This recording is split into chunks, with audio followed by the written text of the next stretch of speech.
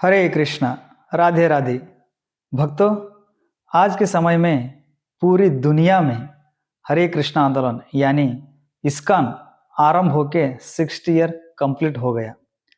ISKCON से द्वारा कृष्ण भक्ति प्रचार दुनिया के हर कोने कोने में फैला है। इसी इस्कॉन को कैसे आरंभ किया और इस्कॉन इस नाम कैसे रखा, इसका बारे में हम बात करेंगे। आइए भक्तों, international society for Krishna consciousness यानी इस्कॉन कृष्ण भानामृत संघ एक शांतिपूर्ण भाईचार आंदोलन है जिसकी स्थापना 1966 में न्यूयॉर्क में इसके संस्थापक आचार्य परम पूज्य ऐसी भक्ति वेदांत स्वामी प्रभुपाद द्वारा की गई थी। इसका उद्देश्य प्रकृति के साथ सामंजस्य में रहते हुए सरल जीवन शैली सिखाना और मानव जीवन के परम लक्ष्य को प्राप्त कराना है। हम आप अपने संगठन को इस्कॉन कहलाएंगे, यह कहकर यह आंदोलन प्रभुपाद ने स्टार्ट किए थे। सबसे पहले इस संक्षिप्त नाम को गाढ़ हालांकि उनके गरीबी सहयोगी ने कई वैकल्पिक नाम सुझाए थे। मुख्य पूजा स्थल न्यूयॉर्क शहर, काउंटी और राज्य में स्थित में था और इस समय इस्कॉन का एकमात्र मुख्यालय था।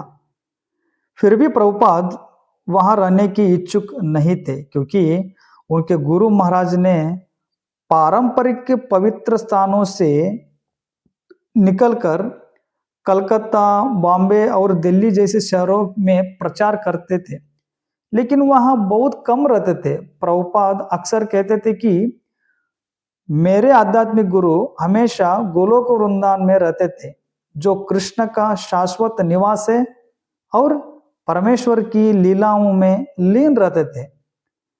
इस्कॉन के साथ इसमें 7 स्पष्ट उद्देश्य है। ये इनका 7 प्रकार उद्देश्य फॉलो करता है। वो क्या है हम देख लेंगे। पहला, समाज में आध्यात्मिक ज्ञान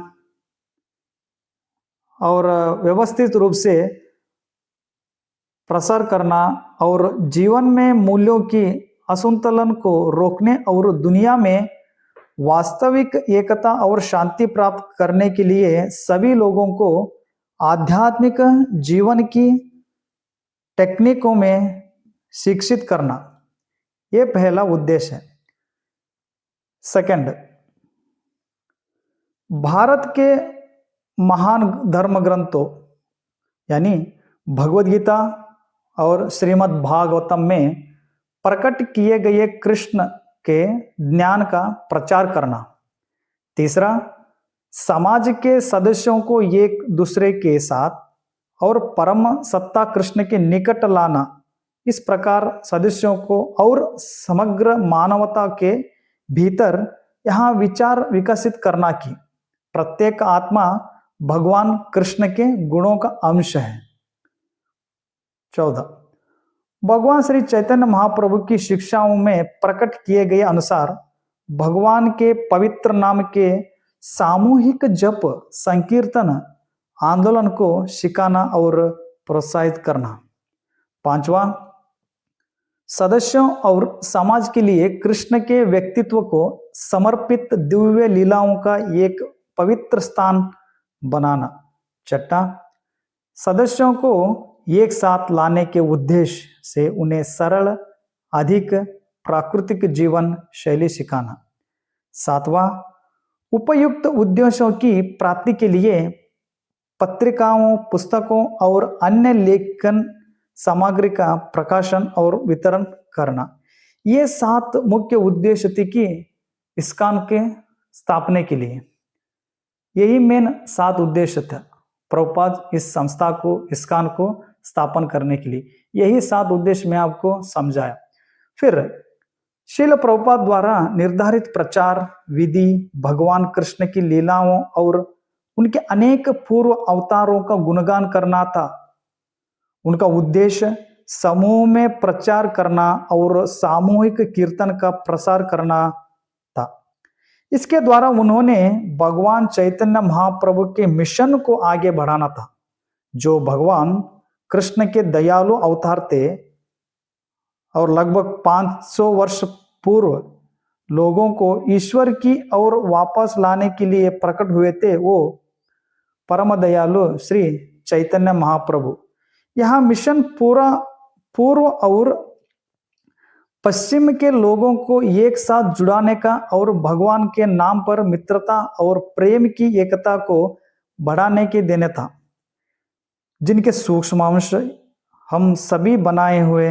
उन्होंने कृष्ण चेतना आंदोलन के लिए अनुकूल सरल जीवन और उच्च मनोबल का उदाहरण प्रस्तुत किया और श्रीमद् भागवतम और भगवद गीता के अद्भुत ग्रंथों में वर्णित आदर्शों का अनुकरण किया। उन्होंने सभी को इन अद्भुत ग्रंथों और उनके रोचक व्याख्याओं का पढ़ने के सलाह दी और लोगों को कृष्ण और उनके विस्तार चैतन्य और उनकी गौरवशाली लीलाओं के बारे में लिखने के लिए प्रोत्साहित किया था। प्रभुपाद जी ने उन्होंने इन बहुमूल्य ग्रंथों को विश्व भर में वितरित करके भगवान के संदेश का प्रचार करने पर बल दिया। यहाँ श्री भक्ति सिद्धांत सरस्वती ठाकुर का श्रील प्रभुपाद को दिया गया विशेष निर्देश था।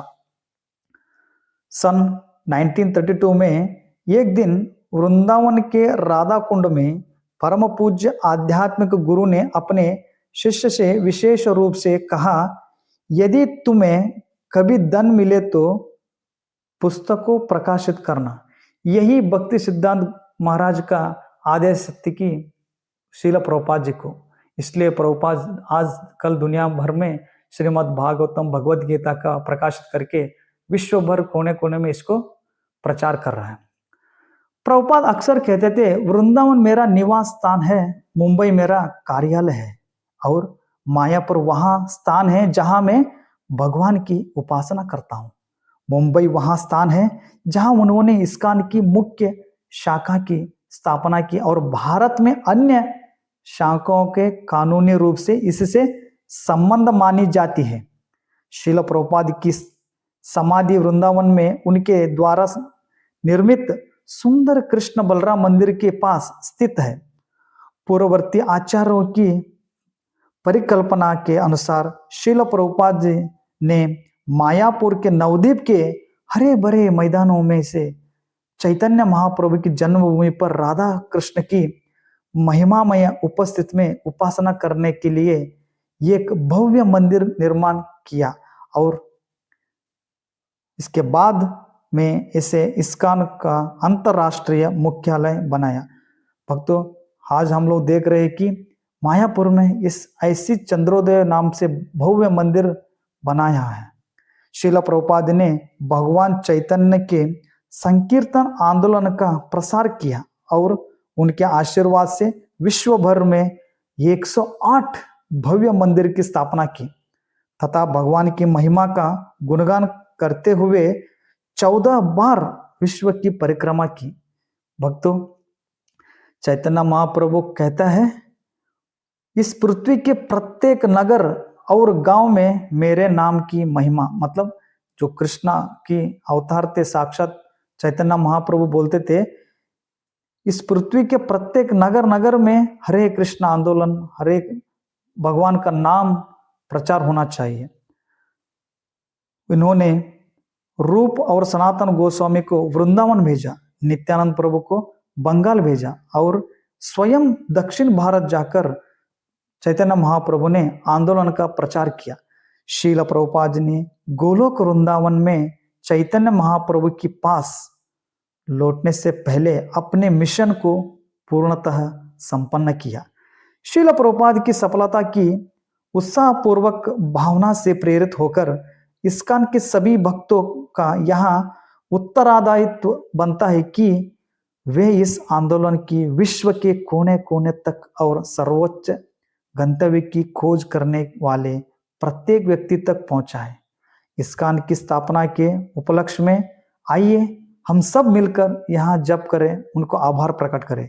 हरे कृष्णा कृष्णा कृष्णा हरे हरे, हरे राम राम राम हरे हरे।